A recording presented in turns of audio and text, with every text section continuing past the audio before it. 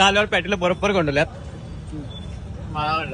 पहिल्यांदा आम्हाला कर्नाटक मधली ऑर्डर आली आणि विषय असा झाला की त्यांना काय मराठी येत नाही आणि आम्हाला काय कन्नड कळत नाही. बघूया म्हटलं पुढच्या पुढे आता काय होईल ते होईल. कॅमेरा त्यांना असं पॅक केलो आणि इचलकरंजी म्हणजे डायरेक्ट कर्नाटक मध्ये निघालो. कर्नाटकात म्हणजे आमचं बेळगाव मध्ये शूट होतं आणि लोकेशन इथनं बरोबर 100 किलोमीटर होतं. आम्हाला तिथे बरोबर 12ला पोहोचत होतं आणि आम्हाला इथे जायला 2-3 तास लागणार होती. मग काय आम्ही थांबत चहा 3 पीत पुढे चाललो होतो आणि त्यात आमचं नशीब पण एवढं भारी होतं की आम्हाला पोस्ट पण लागला नाही. 500 रुपये फाईन लागलाय पॅटीला असं म्हणत आमचं इथं बारीक मध्ये नशीब कंडलं कारण आमच्याकडे हेल्मेट नसल्यामुळे आम्हाला पोलिसांनी 500 रुपये फाईन लावलेला. असं करत आम्ही कधी एकदा बेळगाव सिटी मध्ये पोहोचलो आम्हाला काही कळलंच नाही. गेल्या सगळ्यात पहिले तिथं रूम घेतलो तर टोटल आम्ही इथे 3 दिवस आणणार होतो शनिवार रविवार आणि सोमवार कारण आज हळद उद्या लग्न आणि परवा दिवशी रिसेप्शन होतं आणि हळद काय संध्याकाळी होती म्हणून आम्ही 2-3 तास निवांत आराम करून घेतलो. तिथं आम्हाला भूक लई लागली होती आम्ही खाली डायरेक्ट काय तर खायला गेलो आणि डायरेक्ट येऊन पोहोचलो आम्ही नियाजबाईची बिर्याणी खायला आणि दोघांना 2 असं चिकन हंडी घेतलो आणि 10 मिनिटांमध्ये बिर्याणी घेऊन तिथे डायरेक्ट आम्ही रूम वरती आलो कारण पार्टीचा कॉल आला की हळदी चालू होणार लवकर या म्हणून. आणि विषय असा होता की रूम पासून 2-3 किलोमीटर त्यांचं घर होतं. तिथे गेल्या सगळ्यात पहिला आमचा सेटअप लावून घेतलो आणि हळदीचे फोटो काढायला डायरेक्ट सुरुवात केलो. शूट काय आमचं 1-2 तासामध्ये आवरले तिथे डायरेक्ट आम्ही रूम वरती निघालो. तो आज के लिए इतना ही काफी. मिलते हैं नेक्स्ट व्लॉग में. तो तुमना ह्यो व्हिडिओ चकोट लगे तो लाइक कमेंट शेयर और फॉलो जरूर करना.